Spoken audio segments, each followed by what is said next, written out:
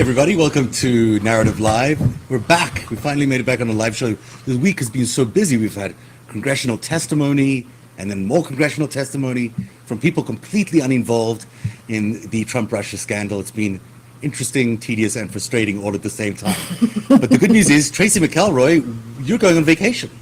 I am. This will be my last show, I think, for a week, Zev, because Mini-Me are taking off on Saturday morning for a big adventure. So what happened to your promise of being live from all these different locations on your road trip and sharing your vacation with us in great intimacy and detail? It's not going to Actually, I am still planning on doing that. I want to let everybody know that the 22nd of June, I will be in Boston. And I put the word out that Zev and I were throwing around the idea of doing a live show with some of our viewers. And we were going to discuss topics that were going on in your town that were important to you for the 2020 election. Now, with that being said, I think I only had 2 or 3 people show interest. So I think for Boston? Yeah, so I think So in big order Boston. to make it work, we definitely would need a handful of people for me to lug, my lighting, my laptop, the camera, do all of the research we need to put the show on. So please, if you are interested in taking part in Boston on June 22nd, let me know as soon as possible so we don't have to cancel. I'm just excited to catch up on your trip, and I'm excited for you because you've been working so hard to get a vacation. So for the last time before you go on vacation, it's time for the top stories of the day in our starting blocks. Starting block.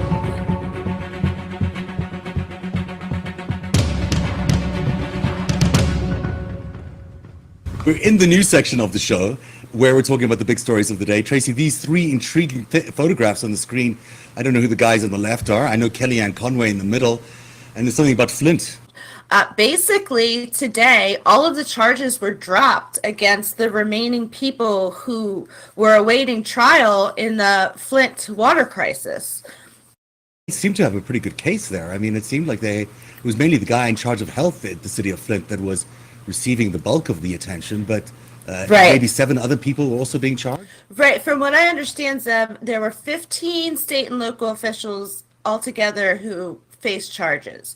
7 people pled, and there were 8 people, I believe, or no, 8 people pled. 7 were still awaiting trial. Now, from what the reporting is today, there was some new evidence that was found, and they decided they were going to drop all of the current charges, go through the new evidence, and basically start over from scratch to make sure that there was no corruption in the process and in the charges. So it may seem like this is a step back for the people of Flint, but it may actually be better in the long run because they're going to dive in and do the hard work of creating or making the cases rock solid before they charge anybody. So that makes me think that they did find some corruption. They're just going to make sure that they found some corruption before they tell everybody.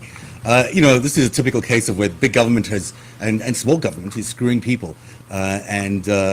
Water and the kind of basic infrastructure is what you get when you don't invest in infrastructure. You don't get invested in responsible government and environmental policy. This must have been devastating for the people of Flint to see this today, but I hope that they will keep an open mind. And they came out today and stated this does not mean that there will not be charges, but for the same people or for additional people. So it doesn't mean that this story ends here. In fact, a new chapter, I think, in this process is actually beginning today. Thank you for bringing that to our attention because it was a story that was getting drowned out today. This one was not getting drowned out. How could you miss this? Kellyanne, we're ready for your close-up. This involves the Hatch Law, which is it's a law. I didn't really know much about it until the Trump administration came to power and taught us all about it. Basically, you can't do campaign business using your government offices or government cell phones or whatever it is. Makes sense to me. Now, Kellyanne is quite a colorful figure. We've known her for many years. She was, of course, part of the campaign, and she just never stopped being part of the campaign when she became part of the administration. I'm sorry, are you talking about something from a year and a half ago? Do you have a relevant question for today? Because I'm happy to answer today. If you're trying to silence me through the Hatch Act, it's not going to work. I'm not trying to silence you. The Office of Special Counsel said you violated it. Is one more a standalone case, or should we expect? Let me know when the jail sentence starts. I mean, wow. Firstly, she looks great in that clip. That is the best lighting Kellyanne's face has ever met. And secondly, boy, Absolutely. does she come across like just the worst kind of person. I would use a different word, but I'm going to choose not to just because. Well, she fits right in with this administration. It's the bottom line. She does, and obviously it doesn't care about the law at all. Tell me when the jail sentence starts. Well, you broke the law. It is a law that you're now. No, doesn't mean anything to this administration. Yeah, but In fact, this is just to continue. Yeah, this is a pattern of behavior with everybody in the administration. They think they're above the law. They ignore subpoenas. They do what they want to do, and there's been no consequences. So luckily, the House Oversight Committee today, straight away, wasted no time, scheduled a hearing on June 26th to review these violations and Kellyanne's status. Out of San Diego, this story we're calling busted and betrayed. What is this? I mean, this guy, I think his name's Duncan Hunter, if I'm not mistaken. He is having a really, really bad day because his wife went in and pled guilty today to the conspiracy that the two of them had going on, which was stealing a couple $100,000 worth of campaign funds to take vacations to Italy and, just for their own personal use. Well, his wife, Margaret, said, I'm not standing by my man. I'm going to go in and take care of myself. And that's exactly what she did. And she basically ratted him out after he took her on the luxury vacations to Italy, after the luxury homes, the luxury everything.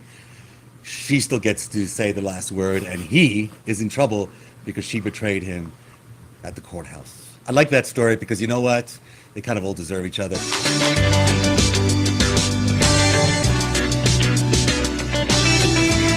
Okay, let's put yourself in a position. You're a congressman. Somebody comes up and says, hey, I have information on your opponent. Do you call the FBI? I don't think. Coming from I'll tell you Russia, what, you do. I've seen a lot of things over my life. I don't think in my whole life I've ever called the FBI. In my whole life. You don't call the FBI. Life doesn't The work that FBI way. director says that's what should happen. The FBI director is wrong because, frankly, it doesn't happen like that in life. Your campaign this time around, if foreigners, if Russia, if China, if someone else offers you information on an opponent, should they accept it or should they call the FBI? I think maybe you do both. I think you might want to listen. There's nothing wrong with listening. If somebody called from a country, Norway, we have information on your opponent. Oh, I think I'd want to hear it. You want that kind of interference in our elections? It's not an interference. They have information. I think I'd take it. After 2.5 years of saying exactly the opposite, now Donald Trump is telling you that, yeah, he would absolutely collude with Russia, and in fact supports the idea of colluding with Russia or with any other country. Right, I was going to say, not just Russia. Saying everything else but that. Now he's changed his mind. And he does this on top of the fact that his son was testifying today, again, clarifying the record, yesterday, in front of the Senate Intelligence Committee for basically lying about a meeting he had to collude with Russia to get dirt on his opponent. Yeah, so basically we went from this meeting was just about adoptions, there was nothing, to there was no collusion, to collusion is fine, what is the problem? It's absolutely beyond belief. And you know what's so striking about this is you were so worn down by his constant justification of criminality. We're actually like thinking, oh yeah, maybe it's okay. So what? It's not okay. It is not okay. The problem with all of this is when you have foreign interference on one side, then you're going to expect foreign interference on the other side. And then instead of the elections being about you and me and Americans who care about who the electorate is, who's in power, it becomes about foreign influence. It becomes about who Saudi Arabia has the goods on or who Russia has the goods on. It's no longer an American election. It's a foreign election. And you could take that one step further, Zev, and say, what are we going to give those people in return for giving us this information on our opponent? Well, I mean, that there is obviously quid pro quo. But I mean, let me assure you that if you're not involved in that foreign influence game, you're even lower down the rung of who's important to that politician. So, there's always been foreign influence. There's always been foreign countries that have, it's tried to get their way with local politicians. But the local electorate still counts. Imagine a situation now where you've got, brainwashing by all sorts of social media manipulation going on, and foreign powers able to just right across any legality around the world, and then just pay off any politician they want. This is what we're heading to. And by the way, the guy who's advocating for this, the guy who's advocating for foreign interference in our elections, is the guy who is being interfered, who is the interference, I should say. He's the guy who's being paid by the foreign government to be here to argue this. We cannot allow this to seep into our systems, because it is our democracy. I mean, at the end of the day, democracy is about one thing. It's about the integrity of elections. And if we don't have integrity in those elections, we don't have confidence in the vote, even if those votes actually were completely fine, just the thought that there might be foreign interference is enough to say to people, I'm not going to vote, I'm not going to go out, I'm not going to support anybody, because there's a chance that my vote doesn't mean anything. This is absolutely one of the worst days in American history. It hit me so hard. To do that in the way that he has. And I'm not going to say what many other people have said on TV and radio. A lot of people are just repeating his justification. There is no justification for this. It's clear as anything in the Constitution. It's clear as anything in our laws. There is not allowed to be any foreign interference. There is definitely not allowed to be any foreign interference from an adversary. Definitely not the number one adversary like Russia, who definitely doesn't have American interests at heart. It's frustrating, it's sad, and it also just leads me to believe that we're at a point where there's not much we can do. We're just going to either let this go, or we're going to get impeachment proceedings, but even that's not likely to succeed. And so from a pathway to elimination of the Trump administration is 2020, but that might not be a free and fair election. This guy is basically saying he will cheat, he'll break the law, he'll do anything he can do to win that election. So either his opponents have to get as dirty as him, or they're not going to win. And who knows if the people he's got on his side are Russia, China, Saudi Arabia, the UAE, the biggest, or maybe Israel. So the biggest and most powerful cyber hacking countries in the world are all on the Trump side, because they have him in his pocket. Maybe there's some good, I'm sure there's some good expertise in Great Britain and elsewhere, but it's not the same. And it really worries me that this is the dynamic that he's setting up, because it essentially says that we're heading into kind of a dictatorship. There's no other way to look at it. The president's comments suggest he believes winning an election is more important than the integrity of the election. That idea is flat out wrong.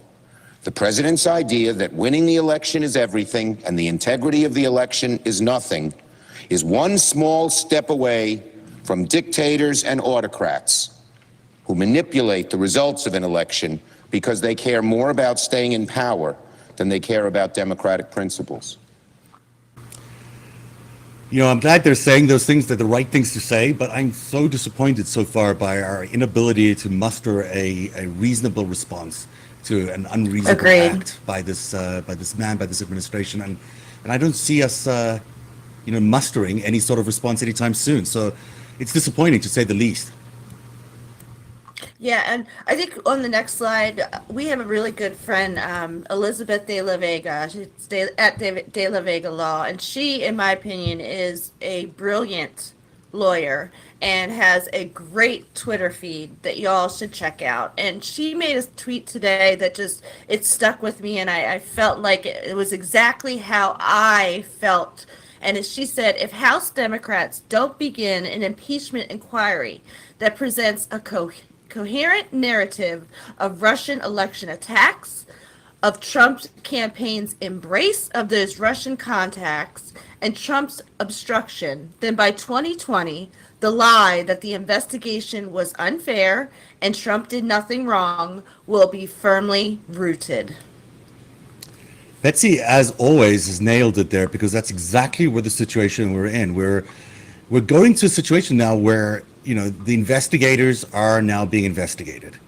This lie that the administration has concocted with its allies about some deep state plots to unseat this president, this presidential harassment, that is a complete made up. It's made up, and we'll go through why in a second.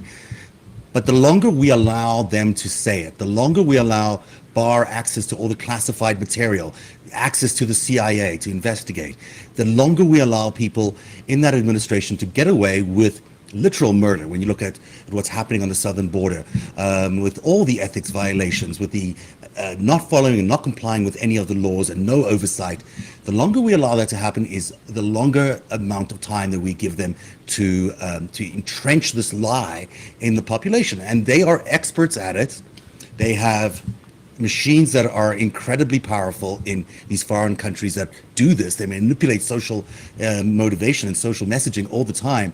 We don't have time to waste here. And Right. even if it's not going to be successful, we're out of choices. Right. There- And so can you just see Trump's 2020 campaign slogan now? Well, if I did something wrong, why didn't the Democrats in the House start impeachment? Right. Of Apparently course. I didn't do anything wrong, so let's get me reelected. Of course, that's exactly what's going to happen. And, I know we've already begun to see what he's doing with the remnants of the Mueller case, with the Mueller report with Michael Flynn. He today dangled a pardon again. And, we keep thinking, oh, it doesn't matter. He's dangling a pardon. No, he's not allowed to dangle pardons in front of people to change their testimony so they stop cooperating with investigators. And yet there he was in broad Twitter light saying this morning. General Michael Flynn, the 33-year war hero who has served with distinction, has not retained a good lawyer. He's retained a great lawyer, Sidney Powell. Best wishes and good luck to both of them. Well, let's say something about Sidney Powell. Sidney Powell is a conspiracy theorist at best. She has published a couple of books. One of them is called, License to Lie. Correct. And it's basically a attack on the justice system and the way prosecutors do their job. Now, I'm not saying every prosecutor is perfectly clean and nothing goes wrong in the justice system. Of course things go wrong in the American justice system. But to the extent that she suggests it is absolutely crazy. And here's an example of a tweet that she posted a while ago. This is about General Flynn before he was a client of hers. General Flynn should be exonerated. No doubt Mueller team and FBI still hiding evidence that exonerates him. No evidence of wrongdoing, but lots of evidence of complete setup. Flynn is innocent. His prosecution is horrific, and it's horrific injustice. What we're seeing here is a development of this counter narrative against the Mueller narrative. Mueller came up with a very, very fact-proven, fact-based series of events based on a lot of investigation. However, this, fringe group of conservatives and nationalists have come up with a plan to convince everybody in America that what we know as fact isn't in fact true. And what they're doing with General Flynn is they're now going to weaponize him and turning him against the Mueller investigation, turning him against the Mueller investigators in particular, and attack the whole thing. And with that comes the end of rule of law. Zev, and there was some news that broke right before we went on air tonight that she isn't the only attorney. There's a whole group of them that he's now hired. I thought he had no money. Here's the next question. How is he afforded to pay them? How is he afforded to pay? I'm guessing you think this guy's got the answer. Let's listen to caller number 3. He needs to withdraw that guilty plea. He needs. I'll start a fund that he gets a lawyer. He needs to withdraw that guilty plea. He needs. I'll start a fund that he gets a lawyer. Let's have that on repeat. He needs to withdraw that. Go away, Hannity. I think listening to Sean once, maybe twice is plenty. 3 times is pushing your luck, Zev. I'm sorry. But yeah, I believe that was back in March that he called for Flynn to take back his guilty plea and that he would in fact help pay for his lawyer. So it just seems kind of weird that was back in March and here we are in June and it's all kind of coming together now. So Sean Hannity, the spokesman, the mouthpiece for Russian propaganda on Fox News, and the man who talks to Donald Trump on a regular basis, nightly, I'm told, floats a theory that he is going to interfere in the case, in the Mueller investigation, by getting Mueller a new lawyer, so he can getting Flynn a new lawyer, so Flynn could drop his charges. The guy who speaks to the president every night, and in the case against the president, is now saying he's going to hire a lawyer so he can change the narrative and change the law. And now it turns out that the lawyer, Sidney Powell, who he's hired, also has a contract with Fox News where Sean Hannity works. And so Rupert Murdoch and the Fox News organization seem to be at it again. Not only are they helping a president that is, illegitimately elected, they're now obstructing justice, and yet nothing will be done about it. And this is where we are in America today. I mean, I will say Nader was arrested, and that's probably a good thing that they've been able to get him back behind bars and actually apply some pressure.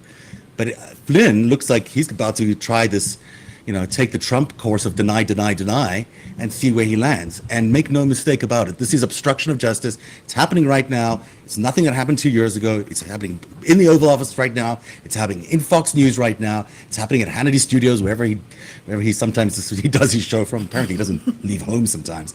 Oh, that's a good idea. I should just think about that. So, that's it. I got that to say, but I got one other thing. Over the next few weeks, we're going to get bombarded with a lot of stuff about Christopher Steele. Yes, we are. And everyone in the GOP and the Republican Party is going to they're going to try to convince us that what Russia did is equivalent to what Christopher Steele did. And Zeb, this week we've been paying attention to those, what they called the lessons they learned from the Mueller report. Yeah. Those 2 hearings Yes. that we had a lot of feed on. Yeah. And that was exactly what the GOP was going after in those hearings. It's actually it was all about Christopher Steele and putting the blame there, not on Russia. Right. I mean, so I described it like going into a twilight zone watching those hearings this week, because literally you're like, where are you guys living? You're living on Mars. You can't possibly think that all you're talking about is true. And yet they seem pretty thoroughly convinced, which means Fox News has indoctrinated them pretty well. On this side of our fence, that we like to think we're completely accurate and right. I'm willing to accept that maybe we don't have all the full story. Maybe there's some different things, but I'm not willing to accept that there is equivalence between what Steele did and what Russia did. So I did a little cheat sheet for us because, sometimes I forget. You're the chart master. forget. You're the graphic man. I am ADD and OCD all in one go. So for everyone who wants to answer these pesky Republicans who show up occasionally in your life and want to justify Russia based on Christopher Steele, this is how you can argue against it. Firstly, Christopher Steele does not work for a spy organization right now. He is a former British spy, and he is a consultant, a freely legal consultant who's able to be hired by anyone who wishes to hire his services. Russia, on the other hand, attacked America using their entire military defense intelligence unit known as the GRU. Plus, they set up an IRA, which was their research agency, which bombarded America with a systemic attack on social media and elsewhere to convince America of a bunch of lies. One is a systemic attack. Russia, Steele, just a guy, a consultant you've hired to get some information from. Second thing about this is what Steele did under the law, totally legal. What Russia did under anyone's law, and including America's law, and anyone with any sort of morality, is completely and totally criminal. See? Contrast, legal versus criminal. Third thing, Steele wasn't not hired by Democrats. Just if anyone keeps saying this thing to you, they were not hired by Democrats. He was first hired by the Republican conservatives. I forget the name of the group, but they're out there. And then that research was dropped when Trump became the nominee, and that's when they decided to, the Democrats decided to pick it up based on the fact that it had some incriminating information in it. On the other hand, so there's one hand you've got a conservative group hiring a consultant to do some opposition research. It's a pretty standard process, happens all the time. On the other hand, you've got the Russian military intelligence. The former Soviet Union started this out as the KGB when they first started to groom Trump decades ago, when there was still a KGB. And they're not just doing this to do some research, to ask some questions about what might be true about this candidate. They're literally buying influence. They're buying the president's say and vote on any number of issues, including Crimea, including Libya, including anything. You really name it, they have this guy in his pocket. And it's not just Russia, it's Saudi Arabia, the UAE, China, and Israel. So you see, opposition research, asking a few questions about what people think, to buying influence, totally different things. Finally, Steele actually did expose crimes, and he did go to the FBI. He did the right thing and he tried to make sure that the FBI followed up on the crimes that he exposed. Where Russia and Trump actually committed crimes, they hacked the DNC servers, they distributed all that content, they weaponized it, they manipulated intention, and they broke campaign finance laws. And then on top of it, they lied to the FBI. Oh, come on, Zeb. Apples and oranges here, right? I mean, these are not the same thing. They're not the same thing. So if anyone ever asks, I'll post that on my Twitter feed. You can just forward that. Yeah, to make them. that go viral. It's just like I sometimes I'm like, how are these guys arguing this? It's with a straight face. There's no equivalence. They don't have any other option. Well, They don't have any other Normal option. people would then say, morally and ethically, I have to say this guy should not be in power anymore, and they would impeach him. That's the only normal moral thing to do when you're confronted by truth that you cannot argue against. But I guess we don't live in In that world. 2019, We don't live in that I mean, world, so we'll just do it. we're living with the Alex Jones Infowars, and come on. Hey, This who needs is- Alex this- Jones when you've got the president of the United States telling Right. the same thing? But you know what's nice about today is it's not only the day before your vacation, it's also time for the tweet of the day. Yay!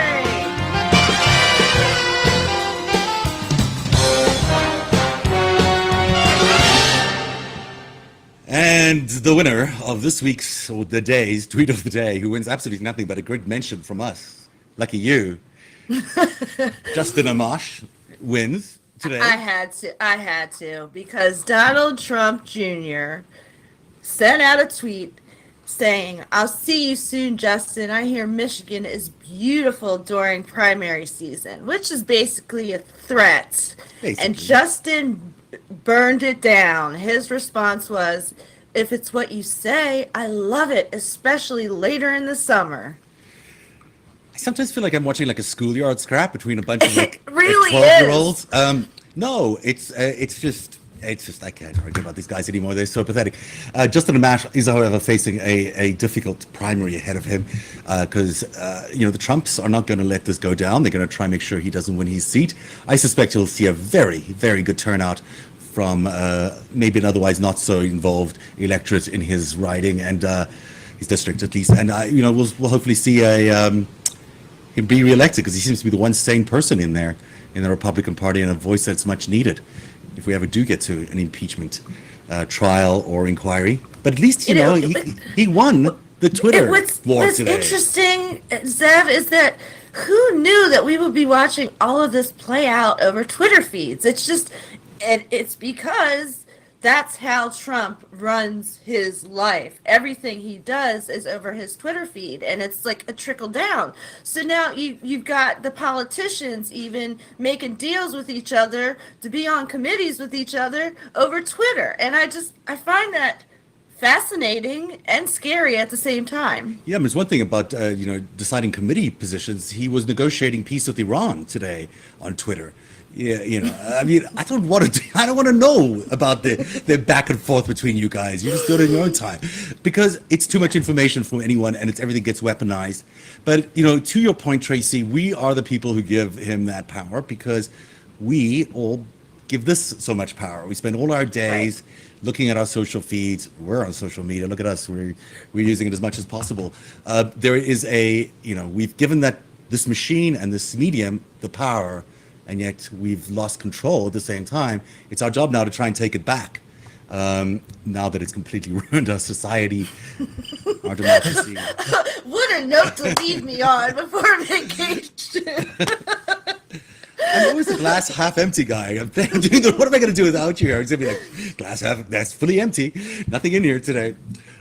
Tracy, I hope you have a great vacation. Thank you. And in all fairness, y'all, I can't stay away from social media and I can't stay away from the news. So I'm still going to be around. I just won't be tweeting 24/7 like I normally do because I have to devote a little time to mini-me. That's what this week is all about. You know what, Tracy? You should be devoting time to yourself because you've earned it and you never do. And I have to say this about you. You're a completely selfless person and I adore you for everything you do to the world and to your family and for the narrative and for everything.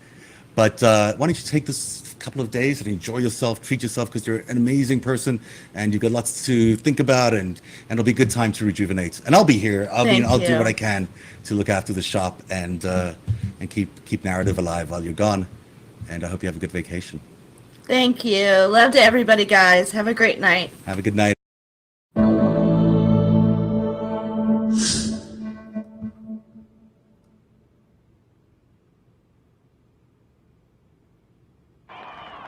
Our founding fathers drafted a charter to assure the rule of law and the rights of man. We hold these truths to be self-evident, that all men are created equal. Ask not what your country can do for you. Ask what you can do for your country. If we lose freedom here, there's no place to escape to. This is the last stand on earth. Those ideals still like the world, and we will not give them up for expedience sake. Let freedom ring from every hill and molehill of Mississippi, from every mountain. America is the land where dreams can come true for all of us. Flags of freedom fly all over Europe. Every business and every hamlet, from every state and every freedom. Walk together. We will be able to speed up that day when all the children, black men and white men, Jews and Gentiles. Mr. Gorbachev, tear down this wall. We at last